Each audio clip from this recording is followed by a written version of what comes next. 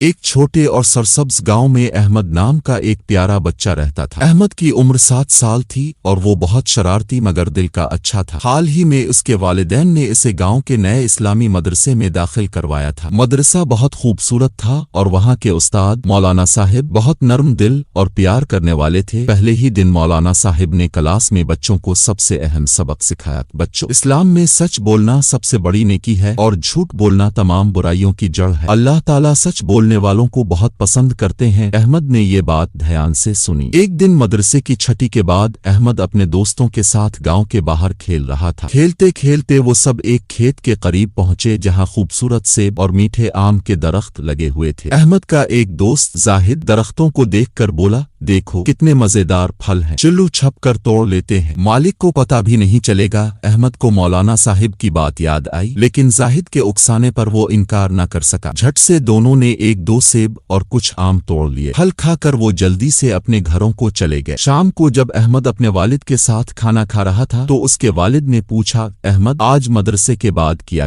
تم اتنے پریشان کیوں لگ رہے ہو؟ احمد کے دل کی دھڑکن تیز ہو گئی۔ اسے معلوم تھا کہ کھیت سے پھل توڑنا غلط تھا۔ اس کے ذہن میں دو آوازیں ٹکرا رہی تھیں۔ پہلی آواز، شیطان جلدی سے کہہ دو کہ تم مدرسے میں ہی تھے یا دوست کے گھر پڑھ رہے تھے، اگر سچ بتایا تو ابو ڈانٹیں گے۔ دوسری آواز، فرشتہ یاد رکھو مولانا صاحب نے کہا تھا سچ نجات دیتا ہے اور جھوٹ تباہ کرتا ہے۔ اللہ کو وہ بچے پسند ہیں جو اپنی غلطی تسلیم کرتے ہیں۔ احمد نے ایک گہرا سانس لیا۔ اس نے فیصلہ کیا کہ وہ اللہ اور رسول کے حکم کی پیروی کرے گا۔ اس نے سر نیچے کیا اور سچ بولنا شروع کیا، ابو جان آج میں نے مدرسے میں ایک بری حرکت کی ہے۔ ہم نے کھیت کے مالک کی اجازت کے بغیر وہاں سے سیب اور آم توڑے تھے، مجھے ایسا نہیں کرنا چاہیے تھا، میں بہت شرمندہ ہوں۔ احمد کے والد نے اس کی طرف دیکھا، وہ غصہ ہونے کے بجائے مسکرائے۔ انہوں نے احمد کا سر تھپ تھپایا اور کہا، میرے بیٹے مجھے اس بات کی خوشی نہیں کہ تم نے چوری کی، لیکن مجھے اس بات کی بے حد خوشی ہے کہ تم نے سچ بولا، یہی سب سے بڑی ہمت ہے۔ اگر تم جھوٹ بولتے تو شاید میں کبھی نہ جان پاتا، لیکن اللہ سب کچھ دیکھ رہا ہوتا ہے۔ تم نے سچ بول کر اپنے دل کو گناہ کے بوجھ سے آزاد کر لیا ہے۔ اگلے دن احمد نے اپنے والد کے ساتھ کھیت کے مالک سے معافی مانگی اور پیسے دے کر پھلوں کی قیمت ادا کی۔ مالک نے احمد کی ایمانداری دیکھ کر اسے پیار کیا۔ مولانا صاحب کو جب یہ بات معلوم ہوئی تو انہوں نے پوری کلاس میں احمد کی تعریف کی اور کہا، دیکھا بچوں، سچ نے احمد کو رسوائی اور عذاب سے بچا لیا۔ ہمیشہ یاد رکھنا، جھوٹ بولنا آسان ہے مگر اس کا بوجھ بہت بھاری ہوتا ہے۔ سچ بولنا مشکل ہو سکتا ہے مگر اس کا انجام ہمیشہ سکون اور خوشی ہوتا ہے۔ چاہے کچھ بھی ہو، ہمیں ہمیشہ سچ بولنا چاہیے کیونکہ سچائی ہمیں اللہ کے قریب کرتی ہے اور ہر مشکل سے نکالتی ہے۔